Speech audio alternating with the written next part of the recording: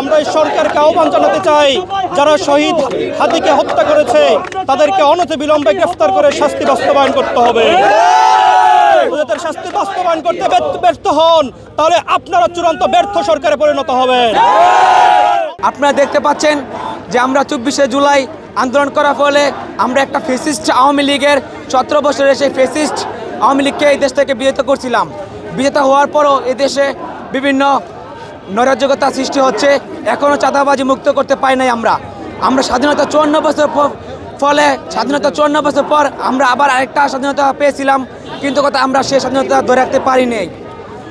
আসলে কবির ভাষায় বলতে চাই, স্বাধীনতা রক্ষা করার চেয়ে স্বাধীনতা অর্জনের চেয়ে স্বাধীনতা রক্ষা করা অনেক কঠিন।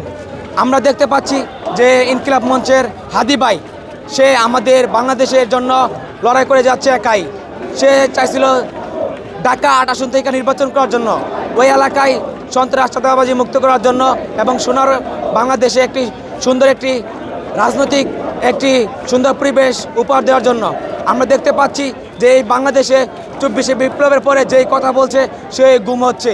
সে আওয়ামী লীগ আমলে যেগুলো হচ্ছিল এখনও সেইগুলোই চলমান। আমরা দেখতে পাচ্ছি যে জুলাই অনেকে বিক্রি করে দিতে চাচ্ছে। আমরা একটি কথা স্পষ্ট বলতে চাই, ইন্টারিম গভর্নমেন্ট সহ বাংলাদেশের প্রতিটি নাগরিককে, আমরা কিন্তু এখনও দমায় যাইনি। জুলাই এখনও বেঁচে আছে, এখনও রাজপথ গরম আছে, এখনও রাজপথের রক্তে শুকায় নাই। এখনও জুলাই বিপ্লবেরা গর্জে যদি উঠে তাহলে পুরো বাংলাদেশ অচল করে দিতে সক্ষম। তো আমরা চাচ্ছি যে আমরা সহানুভূতি থাকতে, আমরা ছাত্র সমাজ সবসময় চাই শান্তির পক্ষে। আপনারা দেখতে পাচ্ছেন যে ভারত চাচ্ছে আমাদের বাংলাদেশে একটা অঙ্গরাজ্য বানানোর জন্য। সে আওয়ামী লীগ সময় যেগুলো করে গেছে এখনও সেই করে যাচ্ছে।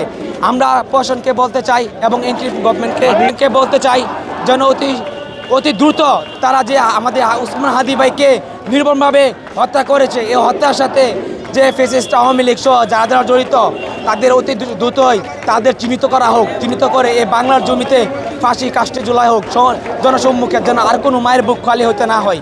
এ বাংলাদেশে সুষ্ঠু একটি তদন্ত, সুন্দর বিচার নিশ্চিত করা হোক। আমরা যুদ্ধের অন্যতম রাহবার আমাদের শরীফ উসমান হাদি ভাইকে নিষিদ্ধ ঘোষিত সংগঠনের আওয়ামী সন্ত্রাসীরা গুলি করে হত্যা করেছে। আমরা আজকে এই নরসিংদীতে পুরো নরসিংদী ছাত্র সমাজ এখানে একত্রিত হয়েছি, যেখানে জুলাই আন্দোলনের অন্যতম স্পট ছিল এই শহীদ তাহমিদ চত্বর। এই তাহমিদ চত্বরে একত্রিত হয়ে আমরা এই সরকারকে আহ্বান জানাতে চাই, যারা শহীদ হাদিকে হত্যা করেছে তাদেরকে অনতিবিলম্বে গ্রেফতার করে শাস্তি বাস্তবায়ন করতে হবে। যাদের শাস্তি বাস্তবায়ন করতে ব্যর্থ হন, তাহলে আপনারা চূড়ান্ত ব্যর্থ সরকারে পরিণত হবেন। অনতি বিলম্বে আপনাদেরকে এই হত্যার বিচার বাস্তবায়ন করতেই হবে।